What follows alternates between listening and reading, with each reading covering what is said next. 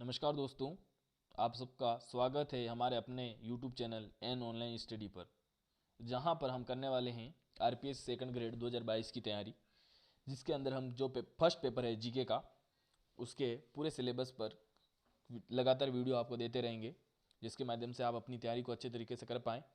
हमारे चैनल पर आपको सारे जो क्लासेस होगी उसके सारे नोट्स जो होंगे वो हैंड रिटन नोट्स प्राप्त होंगे। हैंड रिटन नोट्स का फ़ायदा ये रहता है कि ये पढ़ने में आसान हो रहते हैं, दूसरा ये समझ भी आसानी से आ जाते हैं। तो आपको हमारे चैनल के माध्यम से राजस्थान के भूगोल की, इतिहास की, कला संस्कृति की, राजनीति की तथा इंडिया एंड वर्ल्ड जीके की रेगुलर क्लासेस मिलती रहेगी। हमारी जो क्लासेस का टाइम होता है वो लगभग रात के 8 बजे होता है। हमारे चैनल द्वारा आपको आरपीएस सेकंड ग्रेड की तैयारी पूरी अच्छे तरीके से करवाई जाएगी, ताकि 2022 में जो विज्ञप्ति आने वाली है सेकंड ग्रेड की, उसमें आप एक अच्छा रैंक प्राप्त कर सके।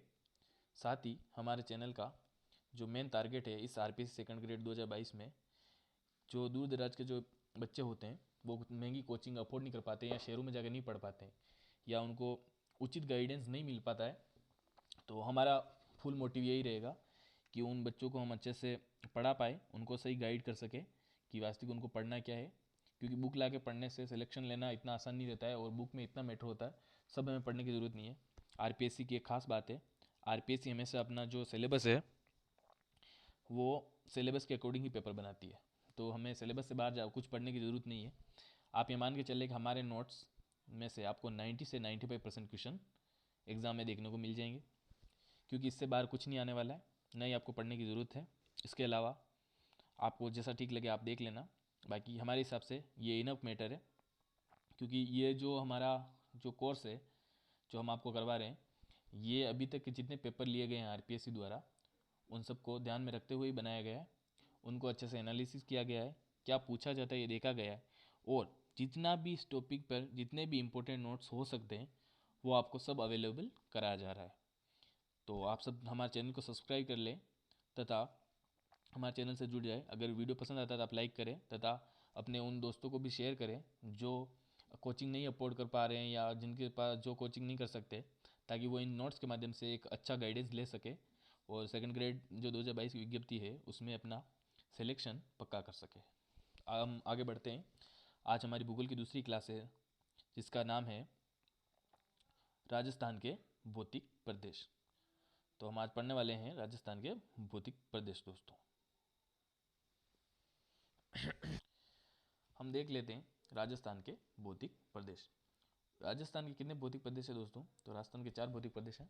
इसको 4 भौतिक प्रदेशों में बांटा गया है।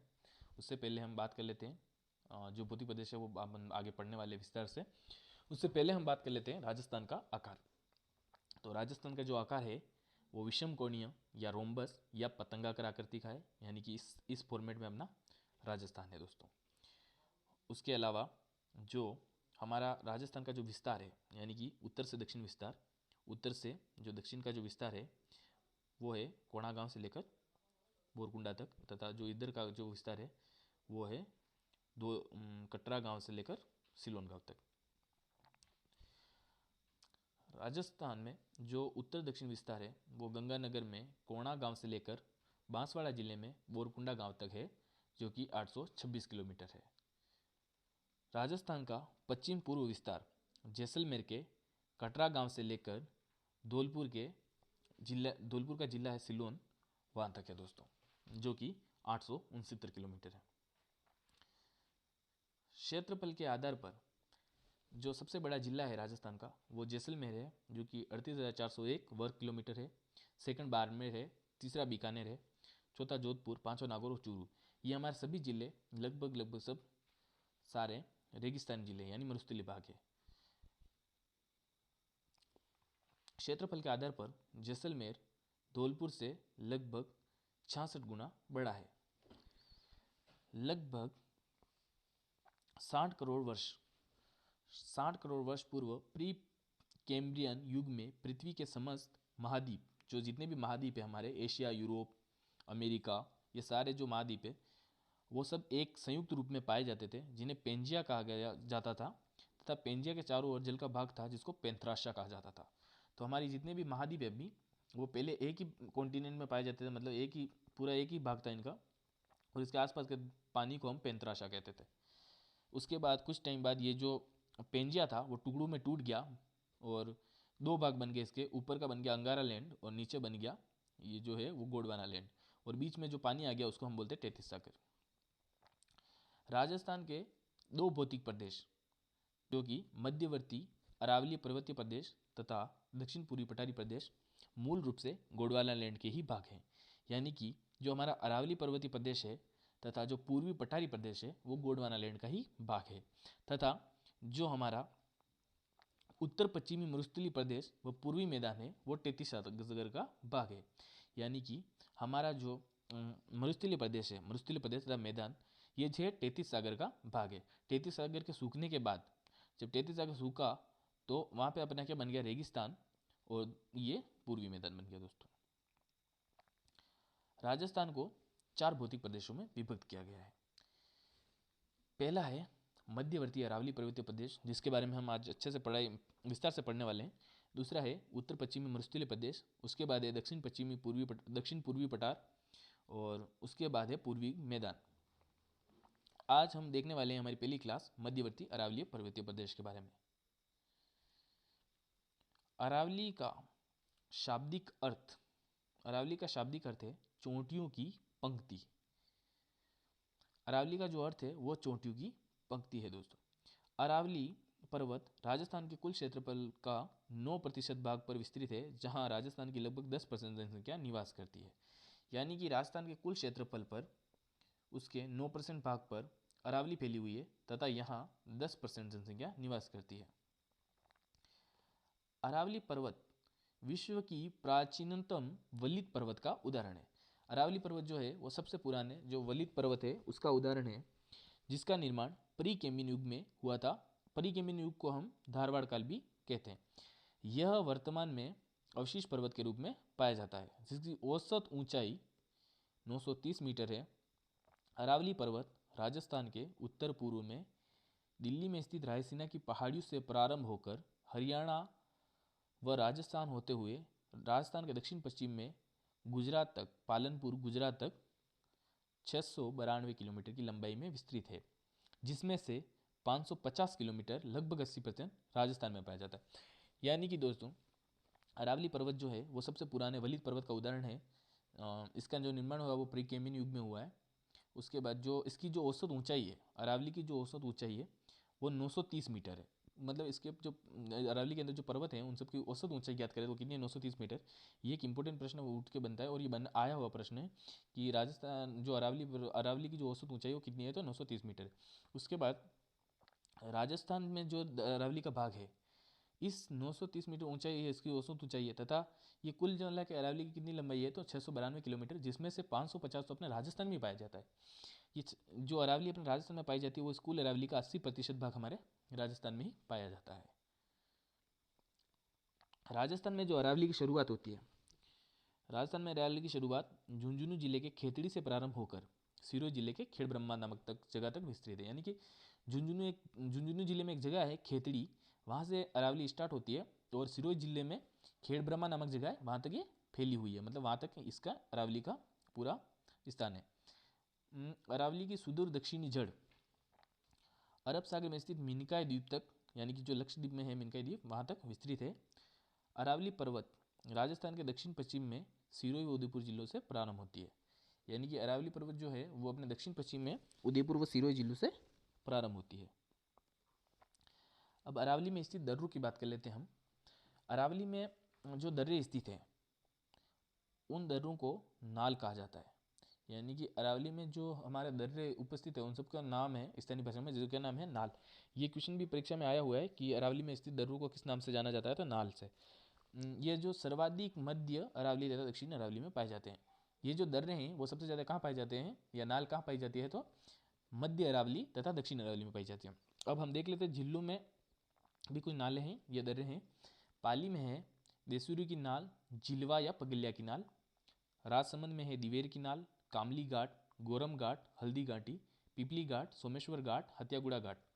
उदयपुर में भी हमारे 2 घाट है, फुलवारी की नाल, केवड़ा की नाल। अजमेर में है बर, परवरिया, शिवपुर घाट और सुरा घाट। ये केवड़ा की नाल और फुलवारी की नाल, ये दोस्तों ज़्यादा ध्यान रखिए, इसके बारे में क्वेश्चन पूछे जाते हैं एग्जाम में। लूनी और बनास नदियाँ अरावली को द्विविभाजित करती है, यानी कि लूनी नदी और बनास नदी जो है वो अरावली को द्विविभाजित करती है। अरावली पर्वत राजस्थान का सबसे बड़ा जल विभाजक है, जिसके पश्चिमी ढाल से निकलने वाली नदियाँ अरब सागर में तथा जो पूर्वी भाग से ढाल से निकलने वाली नदियाँ हैं वो बंगाल की खाड़ी में गिरती है। यानी कि दोस्तों लूनी तथा बनास नदियाँ अरावली को द्विविभाजित कर देती है, तथा अरावली पर्वत जो है वो राजस्थान का सबसे बड़ा जल विभाजक है। ये क्वेश्चन भी परीक्षा में पूछा जाता है कि राजस्थान का सबसे प्रमुख जल विभाजक कौन सा है, तो आपने क्या बताएंगे, अरावली पर्वत है। ठीक है। उसके बाद अरावली पर्वत के जो पश्चिम से, अब जल विभाजक कैसे है, तो जो अरावली पर्वत है पश्चिम से जो नदियाँ निकलती है ये वाली, ये सारी आ जाती है अरब सागर में, ये आके गिरती है अरब सागर में, तथा ये जो इस साइड से आती है पूर्वी से, वो आती है सब बंगाल की खाड़ी में दोस्तों। तो ऐसे करके ये जल को विभाजित कर देती है। तो सबसे बड़ा अपना जल विभाजक कौन सा है, तो अरावली पर्वतमाला। अरावली की चट्टानों की बात कर लें कि अरावली की चट्टानों का निर्माण कैसे हुआ है, तो अरावली का निर्माण हुआ है अरावली व देहली महासमूह की चट्टानों से। ये दो महासमूह की चट्टानें हैं।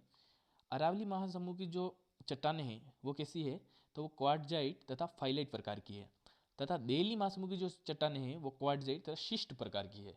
तो ये इन दोनों जो चट्टानें हैं महासमूह है, इनकी चट्टानों में ये फर्क है। ठीक है दोस्तों। उसके बाद अगला बात कर लेते हैं हम ग्रेट बाउंड्री फॉल्ट, या जिसको हम GBF के नाम से भी जानते हैं। GBF का मतलब ग्रेट बाउंड्री फॉल्ट, या इसको हम हिंदी में बोले तो इसका मतलब हो गया महान सीमांत भ्रंश। महान सीमांत भ्रंश का क्या काम है, अब वो देख लेते हैं।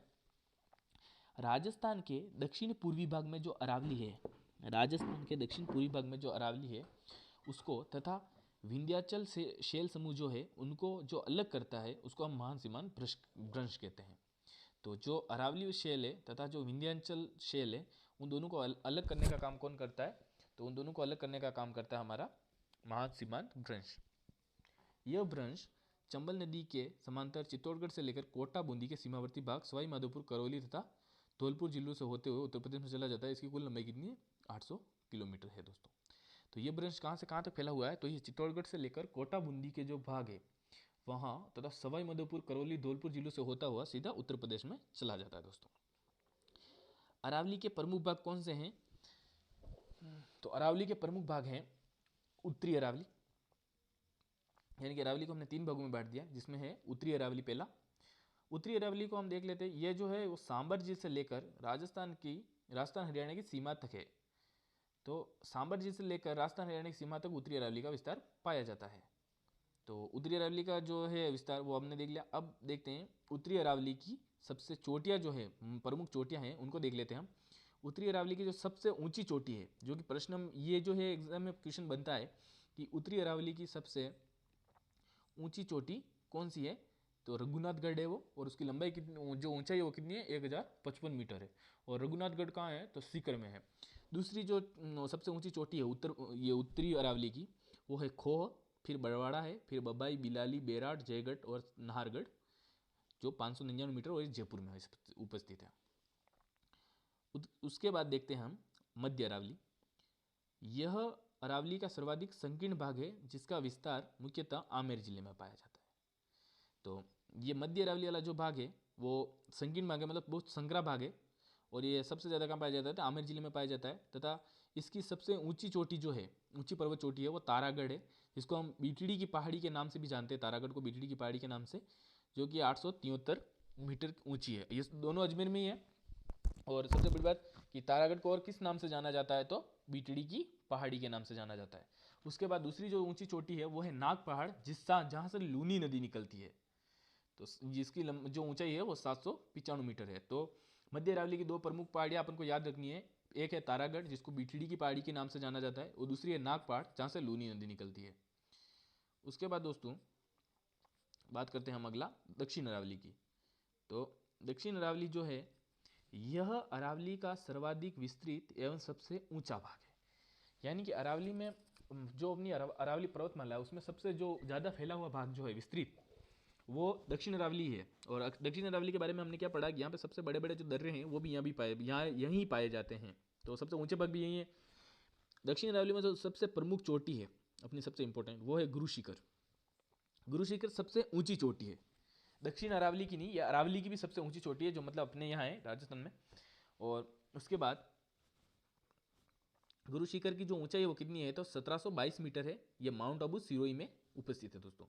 राजस्थान की सबसे ऊंची चोटी है, अरावली की भी सबसे ऊंची चोटी यही है, तथा कर्नल जेम्स टोड ने इसे, गुरु शिखर को, संतों का शिखर कहा है।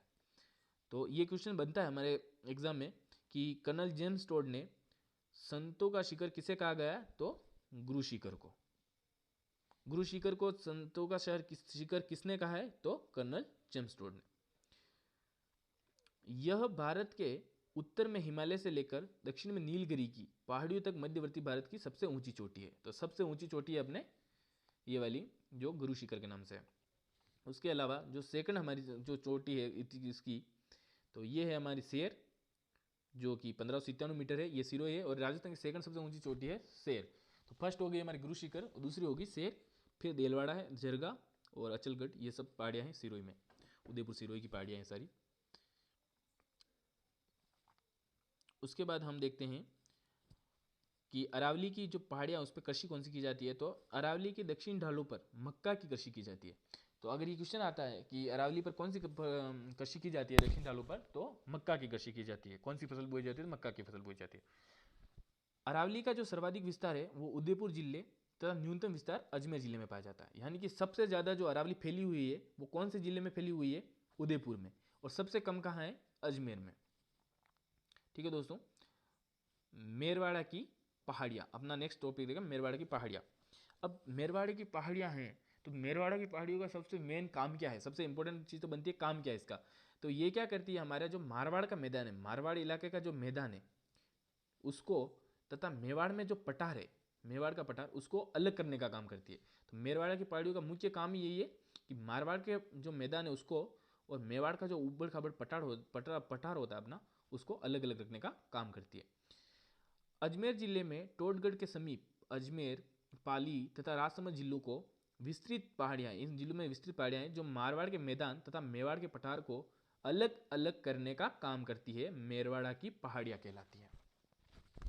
तो ये जो फैली हुई पहाड़ियाँ हैं, जो अजमेर जिले के टोडगढ़ के समीप अजमेर, पाली तथा राजसमंद जिलों में जो विस्तृत पहाड़ियाँ हैं, ये मेरवाड़ा की पहाड़ियाँ कहलाती है, तथा इनका मुख्य काम है मारवाड़ के मैदान तथा मेवाड़ के पठार को अलग अलग करना। यह पहाड़ियाँ मध्य अरावली में भी स्थित हैं तथा इन्हीं पहाड़ियों में कामली घाट के दर्रे हैं। तो ये पहाड़ियाँ कहाँ स्थित है, तो ये पहाड़ियाँ हैं मध्य अरावली में। मेरवाड़ा की जो पहाड़ियाँ हैं वो मध्य अरावली में स्थित है, तथा इन्हीं पहाड़ियों में कामली घाट दर्रे स्थित हैं दोस्तों। नेक्स्ट जो पहाड़ियाँ हैं हमारी, वो है जसवंतपुरा की पहाड़ियाँ। जसवंतपुरा की जो पहाड़ियाँ हैं वो जालोर तथा सिरोही जिलों के सीमावर्ती भागों में स्थित हैं। जसवंतपुरा की पहाड़ियों में राजस्थान का प्रथम भालू अभयारण्य स्थापित किया जाएगा। इन पहाड़ियों की सबसे ऊंची चोटी डोरा पर्वत है, जो जालोर में स्थित है। जालोर में ही रोजा भाकर, इसराना भाकर तथा जारोला पहाड़ स्थित है। यानी कि जसवंतपुरा की जो पहाड़ियाँ हैं वो किस चीज़ के लिए फेमस है, तो ये अभी होने वाला हमारा जो अभ्यारण्य आने वाला भारत प्रथम भालू अभ्यारण्य, ये कहाँ स्थापित किया जाएगा दोस्तों, ये जसवंतपुरा की पहाड़ियों में स्थापित किया जाएगा, जो कि जालोर तथा सिरोही जिलों के सीमावर्ती भागों में स्थित है। और इनकी सबसे ऊंची चोटी जो है वो डोरा पर्वत है दोस्तों। अब कुछ और अन्य प्रमुख जो अपने पर्वत हैं तथा पठार हैं उनके बारे में देख लेते हैं हम, जो कि एग्जाम की दृष्टि से थोड़ा इंपॉर्टेंट है। तो सबसे पहले अपना है उड़िया का पठार। उड़िया का पठार कहाँ उपस्थित है, तो यह सिरोही जिले में उपस्थित है, तथा राजस्थान का सबसे ऊंचा पठार है। तो राजस्थान का सबसे ऊंचा पठार कौन सा है, तो उड़िया का पठार, जो कि सिरोही जिले में उपस्थित है। दूसरा हमारा हो गया आबू पठार या आबू पर्वत जिसे कहा जाता है, ये सिरोही जिले में उपस्थित है, माउंट आबू में स्थित है। सिरोही जिले में स्थित है, माउंट आबू वहाँ पे स्थित है, तो इसी में गुरु शिखर भी स्थित है। मतलब आबू पठार में हमारे गुरु शिखर, जो सबसे ऊंची चोटी है राजस्थान की या अरावली की, वो पाई जाती है दोस्तों। उसके बाद हमारा तीसरा जो पठार है वो है भोराट का पठार। यह उदयपुर जिले में गोगुंदा से लेकर राजसमंद जिले में कुंभलगढ़ के मध्य स्थित पठार है। यानी कि उदयपुर जिले का गोगुंदा से लेकर राजसमंद के कुंभलगढ़ तक ये पठार बोराट का पठार उपस्थित है। तो बोराट के पठार का क्वेश्चन भी आता है कि बोराट का पठार कहाँ पाया जाता है, तो उदयपुर जिले के गोगुंदा से लेकर राजसमंद, यानी उदयपुर और राजसमंद तो आपको याद रखना ही है। इस पठार पर उदयपुर जिले में जरगा व रागा पहाड़ियाँ स्थित है, जो सदा हरा भरा रहने के कारण देशोरो कहलाती है। तो यहाँ से क्वेश्चन बनता है कि देशोरो पहाड़ियाँ कहाँ पाई जाती है, तो ये उदयपुर जिले में पाई जाती है। इन पहाड़ियों का नाम क्या है, तो जरगा व रागा इन पहाड़ियों का नाम है। ये अपनी हरियाली के लिए देशोरो कहलाती है। यहीं पर उदयपुर जिले में मंगरा पहाड़ी भी स्थित है। तो मंगरा पहाड़ी कहाँ स्थित है, मंगरा पहाड़ी उदयपुर जिले में स्थित है। उसके बाद है लासड़िया का पठार। लासड़िया का पठार उदयपुर जिले में जयसमंद झील के पूर्व में स्थित अत्यधिक कटापटा पठार है। कटापटा पठार के नाम से कौन सा पठार जाना जाता है, तो लासड़िया का पठार जाना जाता है, जो कि उदयपुर जिले में स्थित है, जयसमंद झील के पूर्व में। नेक्स्ट जो हमारा आता है वो है मेसा का पठार। मेसा का पठार चित्तौड़गढ़ जिले में स्थित है। मेसा पठार पर चित्रकूट पहाड़ी पर राजस्थान का प्राचीनतम दुर्ग गिरी दुर्ग, जो गिरी दुर्ग का एग्जाम्पल है वो है चित्तौड़गढ़ का किला स्थित है। तो मेसा का पठार कहाँ है, तो ये चित्तौड़गढ़ जिले में उपस्थित है तथा यहीं पर अपना चित्तौड़गढ़ किला बना हुआ है। चित्तौड़गढ़ किला कौन सी पहाड़ी पर बना हुआ है, तो ये चित्रकूट पहाड़ी पर बना हुआ है। मेसा के पठार पर वहां पर पाई जाती है चित्रकूट पहाड़ी, और चित्तौड़गढ़ बना हुआ है अपना चित्रकूट पहाड़ी पर। नेक्स्ट बात करते हैं हम ऊपरमाल का पठार। ऊपरमाल का जो पठार है वो चित्तौड़ में भैंसरोगढ़ से लेकर भीलवाड़ा में बिजोलिया के मध्य, यानी कि जो ऊपरमाल पठार है वो चित्तौड़ में भैंसरोगढ़ से लेकर भीलवाड़ा में जो बिजोलिया है, जहाँ पे अपना बिजोलिया किसान आंदोलन हुआ है, वहां तक स्थित पठार है। इसका विस्तार कोटा व बूंदी जिलों में भी पाया जाता है। मेन बात अपनी जो ऊपरमल का पठार है वो कहाँ से है, चित्तौड़ से लेकर भीलवाड़ा तक। यहाँ इनमें भी जगह कौन सी, चित्तौड़ में भैंसरोगढ़ और भीलवाड़ा में बिजोलिया। भाकर कुछ परिभाषाएं हैं, ये जो देख लेते हैं हम कि किसे क्या बोला जाता है। तो सबसे पहले भाकर की बात करें तो भाकर पूर्वी सिरोही में पाई जाने वाली तीव्र ढाल युक्त कटक नुमा पहाड़ियाँ भाकर कहलाती है। यानी कि जो सिरोही में पाई जाती है तीव्र ढाल, जिनका ढाल एकदम तीव्र होता है, उनको कटक नुमा आकृति में जो पहाड़ियाँ हैं उनको भाकर कहा जाता है। इन पर गरासिया जनजाति के लोग रहते हैं। यानी कि भाकर पहाड़ियों पर कौन से लोग रह जाते हैं, तो गरासिया जनजाति के लोग रहते हैं। नेक्स्ट बात करें हम बोमट। बोमट जो पूर्वी सिरोही है तथा उदयपुर डूंगरपुर का पर्वतीय क्षेत्र, यानी कि सिरोही, पूर्वी सिरोही, उदयपुर तथा डूंगरपुर जो पर्वतीय क्षेत्र है पहाड़ों वाला, वहां पर भील जनजाति निवास करती है। उसके आगे है मेवल। डूंगरपुर व बांसवाड़ा जिलों में सीमावर्ती भाग मेव तथा डुगरी की उपस्थिति के कारण यह इलाका क्या कहलाता है, यह इलाका मेवल कहलाता है।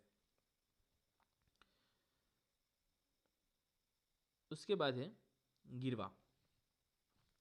गिरवा उदयपुर शहर के चारों ओर पाई जाने वाली तस्त्री नुमा पहाड़ियों को गिरवा कहा जाता है। उदयपुर शहर तस्त्री नुमा बेसिन में बसा हुआ है। मतलब उदयपुर में जो तस्त्री नुमा जो पहाड़ियाँ पाई जाती है उस भाग को क्या कहा जाता है, गिरवा। और उदयपुर जो शहर है वो तस्त्री नुमा बेसिन में ही बसा हुआ है दोस्तों। नेक्स्ट हम बात करते हैं सुंडा पर्वत। सुंडा पर्वत जालोर जिले में भीनमाल एक जगह है जालोर जिले में, वहां पर स्थान पर स्थित थे। सुंडा पर्वत पर सुंदा माता का मंदिर है। सुंडा पर्वत पर कौन सी माता का मंदिर है, तो सुंदा माता का मंदिर है, जहां राजस्थान का प्रथम रोपवे संचालित है। यहां से इंपॉर्टेंट क्वेश्चन बन सकता है दोस्तों कि सुंदा माता का मंदिर कहाँ है, तो सुंडा पर्वत जो कि जालोर में है, जालोर में भीनमाल में। और राजस्थान का प्रथम रोपवे कहाँ स्थापित किया जाएगा या संचालित, राजस्थान का प्रथम रोपवे कहाँ संचालित है, तो वो हमारे जालोर में है, सुंडा पर्वत पर। नेक्स्ट कुछ और पर्वत हैं जिनको हम देख लेते हैं जल्दी जल्दी। सबसे पहले है त्रिकुट पर्वत। यह जैसलमेर जिले में स्थित त्रिकुट पर्वत पर जैसलमेर का किला सोनारगढ़ निर्मित है। जैसलमेर का कौन सा किला निर्मित है, सोनारगढ़, और ये कहाँ निर्मित है, त्रिकुट पर्वत पर। नेक्स्ट त्रिकुट पर्वत और है जो कि करौली में स्थित है। यह इस पर्वत पर करौली जिले में त्रिकुट पर्वत पर केला देवी का मंदिर निर्मित है तथा यह कालीसील नदी के तट पर है। तो करौली में जो त्रिकुट पर्वत है उस पर क्या निर्मित है, तो इस पर केला देवी का मंदिर निर्मित है। जैसलमेर में त्रिकुट पर्वत पर क्या निर्मित है, तो सोनारगढ़ किला निर्मित है। चिड़ियाटूक पहाड़ी, ये बहुत इंपॉर्टेंट क्वेश्चन, यहाँ से क्वेश्चन बनता ही बनता है। चिड़ियाटूक पहाड़ी की ये मतलब 2-3 सालों में ये क्वेश्चन आ ही जाता है बार बार। जोधपुर में जो मेहरानगढ़ दुर्ग बना हुआ है, जोधपुर का जो मेहरानगढ़ दुर्ग है, जिसे मयूर ध्वज गढ़ के नाम से भी जाना जाते हैं, तो वो कहाँ बना हुआ है, वो हमारे चिड़ियाटूक की पहाड़ी पर ही बना हुआ है। ठीक है, उसके आगे चलते हैं हम। चित्रकूट पहाड़ी, चित्रकूट पहाड़ी चित्तौड़गढ़ में मेसा पठार पर स्थित है तथा इसी पर चित्तौड़गढ़ का किला निर्मित है। तो चित्रकूट पहाड़ी कहाँ स्थित है, तो ये चित्तौड़ में मेसा पठार पर, जिस पर चित्तौड़गढ़ का किला निर्मित है। अब नेक्स्ट आती है हमारी मुकुंदवाड़ा की पहाड़ियाँ। मुकुंदवाड़ा की पहाड़ियाँ झालावाड़ जिले के झालरापाटन से लेकर कोटा के मध्य भाग तक फैली हुई है तथा मुकुंदवाड़ा पहाड़ियों में ही tiger Mukundra hills tiger reserve जो हमारा है उसको बनाया गया है तथा ये मुकुंदरा हिल्स टाइगर रिजर्व कहाँ है, अभ्यारण्य कहाँ है, तो ये कोटा में है। नेक्स्ट बात करें हम मालानी पर्वत की, तो मालानी पर्वत जालोर से लेकर बाड़मेर में बलोत्रा के मध्य विस्तृत पर्वत को मालानी पर्वत के नाम से जाना जाता है। तो जालोर से लेकर बाड़मेर तक जालोर से लेकर बाड़मेर तक बालोतरा के मध्य जो विस्तृत भाग है उसको हम पर्वत है उसको मालानी पर्वत के नाम से जानते हैं।